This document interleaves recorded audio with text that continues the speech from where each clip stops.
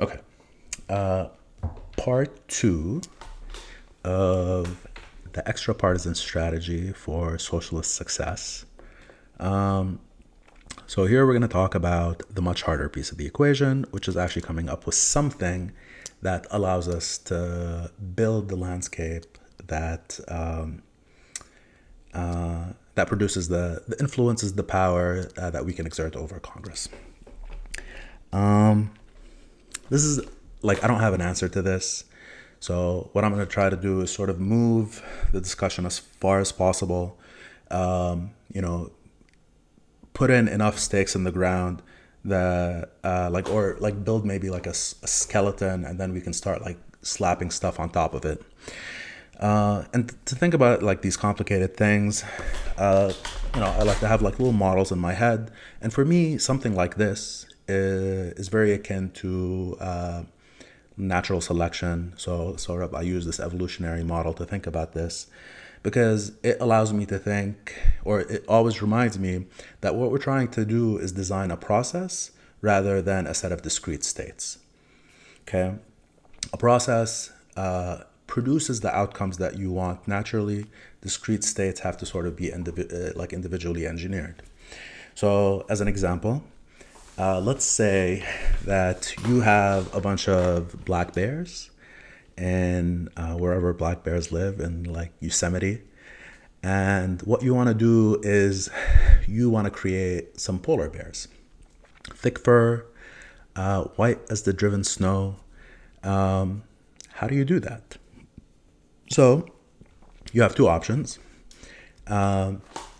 Generation after generation of bears, you do some sort of selection thing where you favor the bears that are lighter in fur or thicker in fur. You feed them more food, and you sort of neglect the ones or even oppress the ones that don't meet your criteria. So that's one approach. The problem with this approach is that the environment that you have surrounding you is working against you. Okay?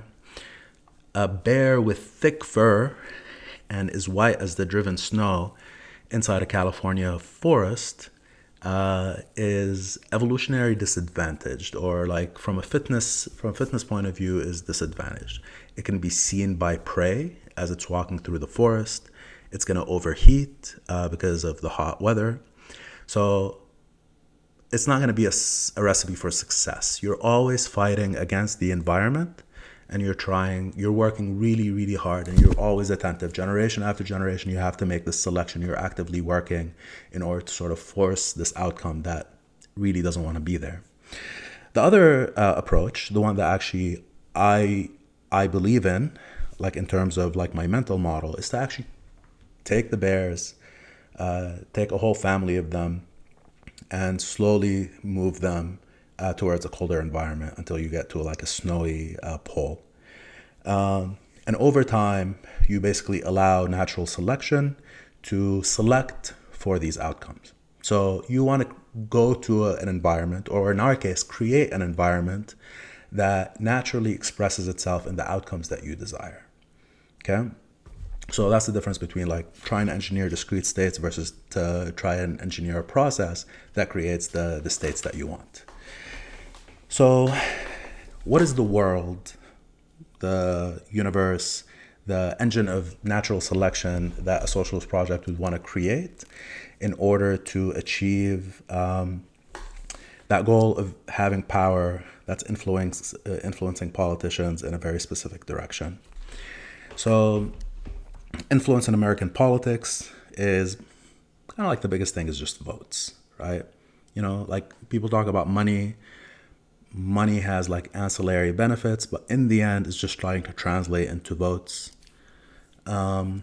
So from that point of view, like that's our primary fitness function. So if you go back to the first video that I did, I kind of put out like this idea of like populist political power. It's an equation that has the number of people, average ideological commitment, and average material power. and this is what you like, this is what you want to build, this is what you want to maximize, and this is how it manifests. You want to build a political movement that's cohesive ideologically, that has good material power, that you want to drive forward. And to my mind, there's nothing that makes more sense to try and pursue workers. Okay, and workers, in my mind, are actually distinct from the professional elite for a number of reasons.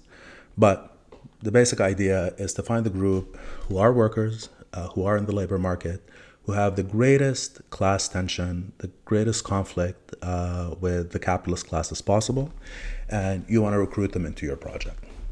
You want to find a way to do that. Like a question that comes up is like, okay, do you want to add poor people into your coalition? Like, there's nothing wrong with adding poor people into your coalition, but I think spending effort, like by building an agenda that caters to them, isn't very politically potent. Okay, so like this is me talking in pure pragmatic terms. People who are poor fundamentally don't have high material power. Kind of like, remember that equation: number of people, average ideological commitment, and average material power. So they don't have a lot of average material power, which doesn't translate into a lot of political power. The other thing is that their ideological commitment to your project is weakened by, one, their conditions, which fucking suck, and they can't think a lot. Like the stressors that are in their life as a function of the fact that they're poor, deprive them of the measure of ideological thought, commitment, and all that stuff that somebody with better conditions has. Moreover, if they're not in sort of the heart of the labor market, if they're on the periphery or outside of it, then that class conflict, that relationship, and the ability to actually utilize it in order to politicize and mobilize them is weak. So from a pragmatic point of view, investing time and effort and resources into trying to recruit the poor into your political project doesn't yield a lot of return on the investment. So we want to build a workers' movement. Okay?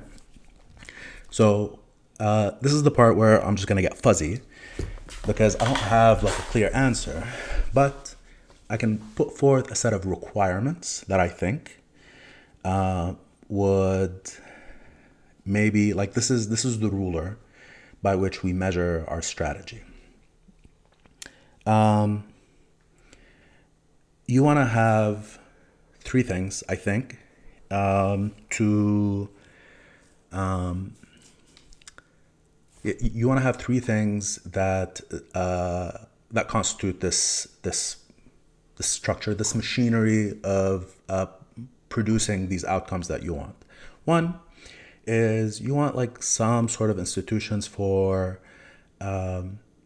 building an ideological framework, or just having a good ideological framework to start out with as a basis for your effort.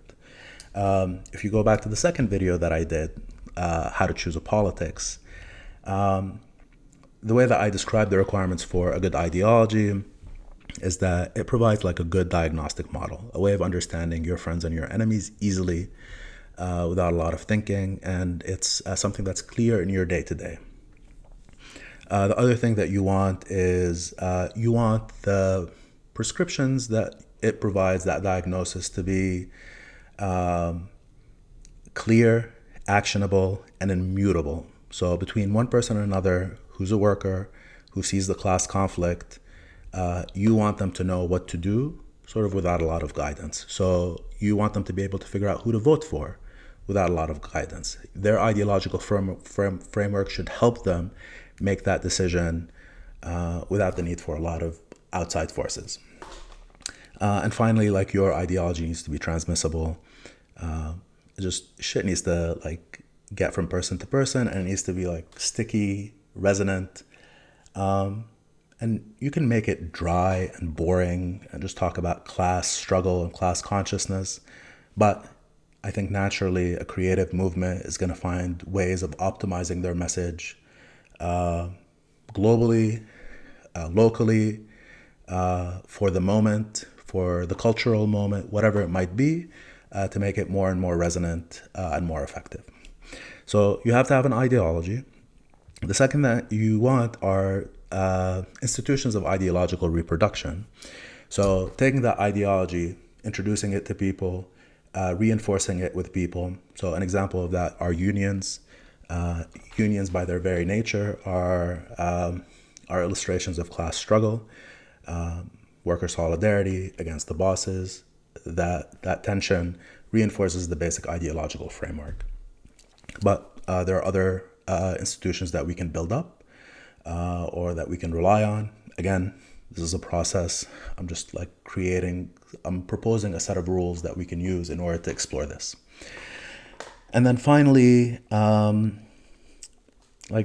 feel like you need some sort of coordination, organization, strategic, tactical, whatever, that stitches a lot of this stuff together, that says, okay, when we want to act on a political front, here are the places that we want to optimize, here are the people that we want to go after, here are the seats that we want to go after, like all this other stuff. And all these things, all these elements, the civil institutions, the creation of the basic ideology, and the creation of a strategy and organizing all this other stuff, they sort of have to be coherent and work together in some way. What that looks like, I honestly don't know.